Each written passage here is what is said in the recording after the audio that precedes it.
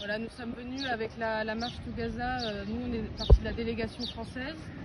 Et donc, on avait rendez-vous le 12 et pour un départ le 13.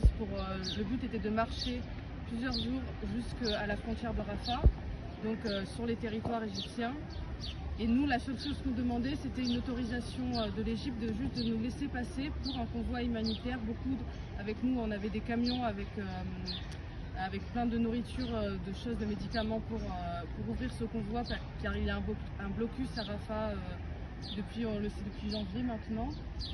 Donc nous, on est venus pas pour parler de nous, mais plutôt pour ramener le sujet sur les Gazaouis qui sont en pleine famine et qui n'ont plus rien qui rentre et qui essayent d'avoir de l'aide humanitaire, mais qui, quand ils se retrouvent pour avoir de l'aide humanitaire, ils se font fusiller. Donc nous, on est venus de plein de pays, il y a 55 pays qui sont là, sauf qu'il y en a beaucoup qui se sont fait arrêter aux aéroports, donc aux aéroports chez eux, puis aux aéroports en Égypte, au Caire. Il y en a il y a eu des descentes dans les hôtels. Et donc on a été peut-être 1000 à avoir réussi à aller à un rendez-vous qui était déjà le deuxième plan, vu que le plan A, on n'a pas eu d'autorisation.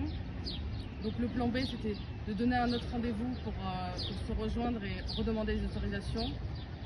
Et c'était à ce moment-là qu'ils nous ont tous arrêtés. Et nous, on ne voulait pas faire de manifestation car c'est interdit, mais c'est eux qui l'ont créé car ils nous ont tous arrêtés au même endroit. Donc là, on était 1000 à faire une manifestation et c'est là qu'ils ne voulaient pas nous laisser passer.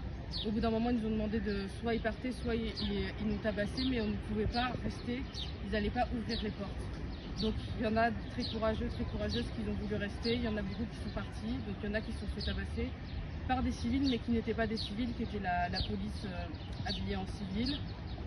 Et beaucoup qui se sont fait renvoyer dans leur pays, déportés, beaucoup qui sont restés en garde à vue aussi cette nuit-là. Et nous sommes encore plusieurs de plein de pays à être encore au Caire aujourd'hui.